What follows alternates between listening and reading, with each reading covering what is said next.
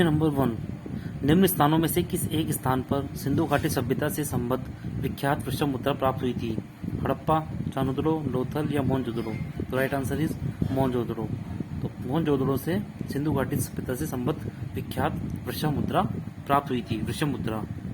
Next question number 2, Godavari नदी के तट पर स्थित महाजनपद था। तो गोदावरी नदी के तट पर कौन सा महाजनपद था?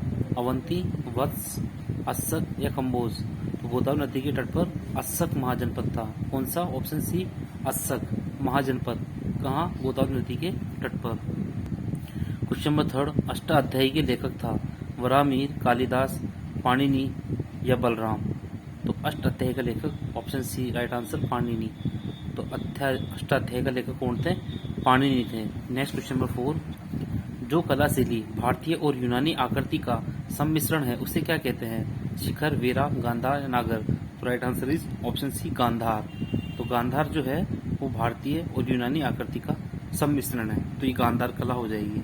नेक्स्ट क्वेश्चन नंबर 5, ब्रह्म समाज, रामकृष्ण मिशन और आर्य समाज में क्या समानता थी? तो इन तीन मिशन कौन कौन से? ब्रह्मा, रामकृष्ण मिशन और आर्य समाज में क्या समानता थी? ऑप्शन ए है, तीनों ही राजनीतिक उद्देश्यों के लिए नहीं बने, लेकिन तीनों ने ही देशभक्ति की भावना के विकास में सहायता दी। ऑप्शन बी है, तीनों ही संगठनों का प्रादुर्भाव बंगाल में हुआ। ऑप्शन सी है, तीनों ही संगठनों के संस्थापकों की शिक्षा इंग्लैंड में हुई। और ऑप्शन डी है, तीनों ही संगठनों के संस्थापकों ने राजनीति में सक्रिय भाग लिया। तो इसका राइट आंसर कौन सा होगा? ऑप्शन डी नहीं होगा, ऑप्शन सी, ऑप्शन बी या ऑप्शन ए? इसका राइट आंसर है ऑप्शन ए। क्या? तीनों ही राजनीतिक उद्देश्यों के लिए नहीं बने, लेकिन तीनों ने ही देशभक्ति की भावना के विकास में सहायता दी। क्वेश्चन नंबर 6, कांग्रेस के त्रिपुरी अधिवेशन के पश्चात सुभाष बोस और दक्षिणपंथी का समस्त झगड़ा किस प्रश्न पर केंद्रित हो गया? ठीक है, ऑप्शन ए है इसका, कांग्रेस कार्यकारिणी समिति के गठन पर। बी ऑप्शन, देशी राज्यों के प्रति नीति। ऑप्शन सी, केंद्र सरकार के प्रति रुख। और ऑप्शन डी, कांग्रेस समाजवादी दल के सदस्यों की दोहरी सदस्यता। ठीक है, तो इन चार ऑप्शन में कौन सा राइट आंसर होगा? इसका राइट आंसर होगा ऑप्शन ए, कांग्रेस कार्यकारिणी समिति के गठन के लिए। दोबारा क्वेश्चन पर आते हैं, कांग्रेस के त्रिपुरी अधिवेशन के पश्चात सुभाष बोस और दक्षिणपंथी का समस्त झगड़ा किस प्रश्न पर केंद्रित हो गया था? वो था कांग्रेस कार्यकारिणी समिति के गठन पे। नेक्स्ट क्वेश्चन नंबर 7, 1946 के चुनाव के पश्चात मुस्लिम लीग ने किस प्रांत में अपनी सरकार बनाई? तो 1946 के चुनाव के पश्चात मुस्लिम लीग ने किस प्रांत में अपनी सरकार बनाई? ए बंगाल, बी उत्तर पश्चिमी सीमा प्रांत, सी पंजाब, डी बिहार? तो इसका राइट आंसर क्या हो जाएगा? Option A, Bengal. तो 1946 के चुनाव के पश्चात मुस्लिम लीग ने बंगाल प्रांत में अपनी सरकार बनाई। ठीक है, next question number 8। Question number 8 है, द्वितीय गोलमेज सम्मेलन में कांग्रेस का प्रतिनिधित्व किसने किया? द्वितीय गोलमेज सम्मेलन में कांग्रेस का प्रतिनिधित्व किसने किया? ए जवाहरलाल नेहरू ने, बी मोतीलाल नेहरू ने, सी अब्दुल कलाम आजाद ने या डी महात्मा गांधी ने? तो इसका राइट आंसर क्या होगा? इसका राइट आंसर होगा D, option D, Mahatma Gandhi. तो द्वितीय गोलमेज सम्मेलन में कांग्रेस का प्रतिनिधित्व किसने किया था? महात्मा गांधी ने किया था द्वितीय गोलमेज सम्मेलन में। ऑप्शन क्वेश्चन नंबर 9, प्रदीप बंदरगाह कहाँ स्थित है? केरला, कर्नाटका, पश्चिम बंगाल या उड़ीसा? इसका राइट आंसर होगा ऑप्शन डी, उड़ीसा। तो प्रदीप बंदरगाह कहाँ स्थित है? उड़ीसा में स्थित है। नेक्स्ट क्वेश्चन नंबर 10, सही कथन पर चिन्ह लगाइए। तो चार कथन हमको दिए हुए हैं, ए, बी, सी और ये डी, और इन चारों में से हमको पता करना है कि सही कथन कौन सा है। ऑप्शन ए है, सिम्को माल डिब्बा कारखाना भरतपुर में 8 वर्ष के बाद पुनः शुरू हो गया है। ऑप्शन बी है, सिम्को कारखाना को भिवाड़ी में यात्री डिब्बा निर्माण के लिए शुरू किया गया है। इसके लिए यात्री डिब्बा निर्माण के लिए। और सिम्को कारखाना अलवर में बस व ट्रक के नीचे के ढांचे का निर्माण करती है। और ऑप्शन डी है, सिम्को कंपनी एशिया के देशों में यात्री डिब्बों के निर्यात में संलग्न है। तो इसका राइट आंसर होगा ऑप्शन ए, और ऑप्शन ए है सिम्को माल डिब्बा कारखाना भरतपुर में 8 वर्ष के बाद पुनः शुरू हो गया है।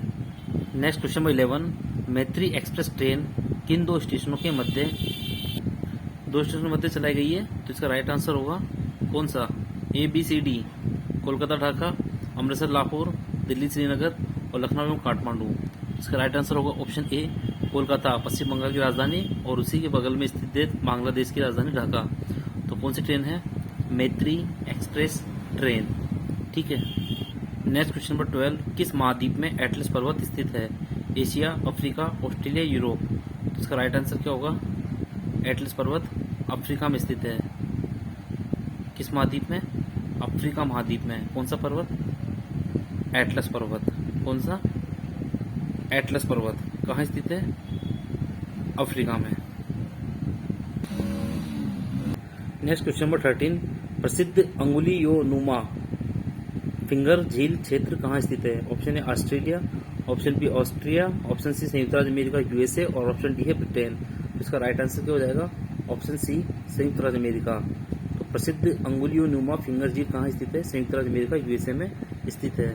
Next question number 14, coral reef या जीवाश्म पट्टी प्राय कहाँ पाई जाती है? कौन सी? कोरल रीफ या जीवाश्म पट्टी। ऑप्शन ए 18 डिग्री सेंटीग्रेड से ऊपर शीतोष्ण जलवायु क्षेत्रों में, ऑप्शन बी कर्क व मकर के बीच तटीय क्षेत्रों में, ऑप्शन सी महाद्वीपों व द्वीपों के पूर्वी व पश्चिमी दोनों तटों पर, और ऑप्शन डी ठंडे समुद्रीय तटों पर। तो कोरल रीफ या जीवाश्म पट्टी कहाँ पाई जाती है? इसका राइट आंसर, तो इसका राइट आंसर हो जाएगा ऑप्शन सी महाद्वीपों व द्वीपों के पूर्वी व पश्चिमी दोनों तटों पर। महाद्वीपों व द्वीपों के पूर्वी व पश्चिमी दोनों तटों पर। क्वेश्चन 15, भारत में मिलियन प्लस आबादी वाले कितने शहर? तो जनगणना 2021 के मुताबिक, तो ये पिछला वाला 2008 का पेपर है, इस वजह से ये 2001 की जनगणना के हिसाब से क्वेश्चन पूछ रहा है, तो नॉट मोस्ट इम्पोर्टेंट।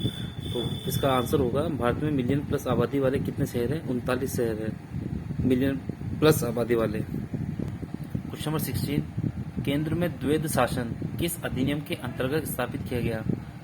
केंद्र में द्वैध शासन किस अधिनियम के अंतर्गत स्थापित किया गया? 1909 के अधिनियम के, भारत सरकार अधिनियम 1919, भारत सरकार अधिनियम 1935 और भारत सरकार अधिनियम 1947। तो इसका राइट आंसर होगा ऑप्शन सी भारत सरकार अधिनियम 1935। अधिनियम के तहत द्वैध शासन कहाँ? केंद्र में द्वैध शासन स्थापित किया गया था। नेक्स्ट क्वेश्चन नंबर 17, भारतीय संविधान के किस अनुच्छेद के अंतर्गत भारत सरकार का दायित्व है कि वह बाह्य आक्रमण एवं आंतरिक अशांति से राज्यों की रक्षा करे? तो वो कौन सा अनुच्छेद है जिसके अंतर्गत भारत सरकार का दायित्व है कि वह बाह्य आक्रमण एवं आंतरिक अशांति से राज्यों की रक्षा करे? तो ऑप्शन ए 355, 356, 352, 360। राइट आंसर हो जाएगा इसका ऑप्शन ए कौन सा हो जाएगा? 355। तो अनुच्छेद 355 कौन सा? अनुच्छेद 355 के अंतर्गत भारत सरकार का दायित्व है कि वह बाह्य आक्रमण एवं आंतरिक अशांति से राज्यों की रक्षा करेगी। कौन सा अनुच्छेद है? अनुच्छेद 355, option A. Next question number 18, Adamya Chetna trust Havells India limited, Hindustan zinc limited तथा DSCL कोटा, श्री राम ग्रुप आदि ट्रस्ट कॉर्पोरेट संबंधित है किससे संबंधित है? ए हस्तशिल्प एवं औद्योगिक वस्तुओं के उत्पादन से, option B mid day meal मध्याह्न भोजन योजना से, ऑप्शन सी राजस्थान में संरचना विकास से, और ऑप्शन डी राजस्थान में विशेष आर्थिक क्षेत्र से। तो जो ये सारे संगठन थे ये किससे संबंधित है? तो इसका राइट आंसर होगा ऑप्शन कौन सा हो जाएगा? ए हस्तशिल्प एवं औद्योगिक वस्तुओं के उत्पादन से। ठीक है, तो हमारा क्वेश्चन था Adamya Chetna trust Havells India limited, Hindustan zinc limited और DSCL कोटा श्री राम ग्रुप आदि ट्रस्ट किससे संबंधित है? तो वो थे हस्तशिल्प एवं औद्योगिक वस्तुओं के उत्पादन से। नेक्स्ट क्वेश्चन नंबर 19, निम्न में से किस फसल में एजोला एनाबीना जैव उर्वरक का उपयोग किया जाता है? कौन सा? किस फसल में एजोला एनाबीना जैव उर्वरक का उपयोग किया जाता है? गेहूं, चावल, सरसों या कपास? तो इसका राइट आंसर हो जाएगा चावल। तो चावल की फसल में एजोला एनाबीना जैव उर्वरक का उपयोग किया जाता है। किसमें? चावल की फसल में। नेक्स्ट क्वेश्चन नंबर 20, मुद्रा प्रसार के बारे में जो असत्य है उसे चिन्हित कीजिए। तो मुद्रा प्रसार के बारे में जो असत्य है उसे चिन्हित कीजिए। मुद्रा प्रसार के बारे में ऑप्शन ए, मुद्रा प्रसार इंगित करता है वस्तु समूह की कीमतों में वृद्धि बिंदु से बिंदु आधार पर। ऑप्शन बी, भारत में मुद्रा प्रसार की दर की गणना थोक कीमत सूचकांक के आधार पर की जाती है। ऑप्शन सी, मुद्रा प्रसार के माप के लिए कुछ वस्तुओं की खुदरा कीमतों को भी ध्यान में रखा जाता है।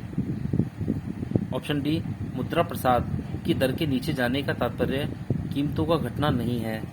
तो ये 4 ऑप्शन हमने रीड किए और हमारा क्वेश्चन था कि मुद्रा प्रसार के बारे में जो असत्य है, मतलब 1 गलत है और 3 सही है।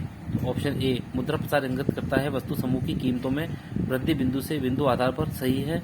भारत में मुद्रा प्रसार की दर की गणना थोक कीमत सूचकांक के आधार पर की जाती है, सही है। मुद्रा प्रसार के माप के लिए कुछ वस्तुओं की खुदरा कीमतों को भी ध्यान में रखा जाता है, सही है। और मुद्रा प्रसार की दर के नीचे जाने का तात्पर्य कीमतों का घटना नहीं है, ये गलत है। मुद्रा प्रसार की दर के नीचे जाने का तात्पर्य कीमतों का घटना है, ठीक है। नेक्स्ट क्वेश्चन नंबर 21, निम्न में से कौन सा कथन असत्य है? मतलब 3 सही है और 1 गलत है, उस गलत को निकालना है। तो जो 3 होंगे वो सही होंगे और 1 चौथा गलत होगा, उस गलत को पहचानना है। तो ऑप्शन ए है, वायुयान के विशेष रबड़ के टायरों को थोड़ा सुचालक बनाया जाता है। वायुयान के विशेष रबड़ के टायरों को थोड़ा सुचालक बनाया जाता है। ऑप्शन बी, प्रकाश की नीली, वैसे ऑप्शन ए सही है, वायुयान के विशेष रबड़ के टायरों को थोड़ा सुचालक बनाया जाता है, हमको गलत पहचानना है। प्रकाश की नीली तरंगे बैंगनी तरंगे की तुलना में अधिक प्रकीर्णित होती है।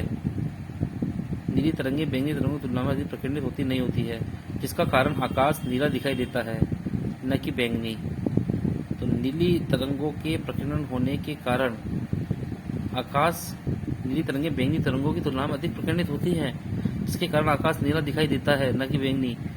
और ऑप्शन सी है, गीले बालों में घुमाया हुआ कंगा कागज के छोटे टुकड़ों को आकर्षित नहीं करता है, सही है। ऑप्शन डी है, ज्वलनशील पदार्थों को ले जाने वाले वाहनों में प्राय जमीन से छूती हुई धातु से बनी रस्सी बांधी जाती है। तो ऑप्शन डी सही है, ऑप्शन सी सही है, ऑप्शन बी गलत है और ऑप्शन ए सही है। तो हमको गलत पहचानना है, तो हमारा ऑप्शन जो बी है वो गलत हो जाएगा कि प्रकाश की नीली तरंगे बैंगनी तरंगों की तुलना में अधिक प्रकीर्णित होती है, नहीं होती है, जिसके कारण आकाश नीला दिखाई देता है न कि बैंगनी। क्वेश्चन नंबर 22, निम्न में से कौन सा अम्ल दूध से दही बनने के दौरान बनता है? ऑप्शन ए एसिटिक अम्ल, ऑप्शन बी एस्कॉर्बिक अम्ल और ऑप्शन सी है सिट्रिक अम्ल, ऑप्शन डी है लैक्टिक अम्ल। तो कौन सा अम्ल दूध से दही बनने के दौरान बनता है? तो दूध से दही बनने के दौरान ऑप्शन डी लैक्टिक अम्ल बनता है। ऑप्शन डी इसका राइट आंसर हो जाएगा, लैक्टिक अम्ल। कौन सा? लैक्टिक अम्ल, दूध से दही के दौरान। नेक्स्ट क्वेश्चन नंबर 23, मोती मुख्य रूप से बना होता है A calcium oxalate, calcium sulphate, calcium carbonate, calcium oxide. इसका राइट आंसर हो जाएगा option C calcium carbonate. Next question number 14, जब पानी में नमक मिलाया जाता है तो निम्न में से कौन सा परिवर्तन होता है? कौन सा परिवर्तन होगा जब पानी में नमक मिलाया जाएगा? तो क्वथनांक बढ़ता, ऑप्शन ए क्वथनांक बढ़ता है और जमाव बिंदु घटता है। क्वथनांक बढ़ता है और जमाव बिंदु घटता है। ऑप्शन बी क्वथनांक घटता है और जमाव बिंदु बढ़ता है। ऑप्शन सी क्वथनांक और जमाव बिंदु दोनों घटते हैं और ऑप्शन डी क्वथनांक और जमाव बिंदु दोनों बढ़ते हैं। तो इसका राइट आंसर होगा ऑप्शन ए, क्वथनांक तो बढ़ता है और जमाव बिंदु घटता है। ध्यान रखना है, जब पानी नमक मिलाएंगे तो क्वथनांक तो उसका बढ़ जाएगा और जमाव बिंदु घट जाएगा।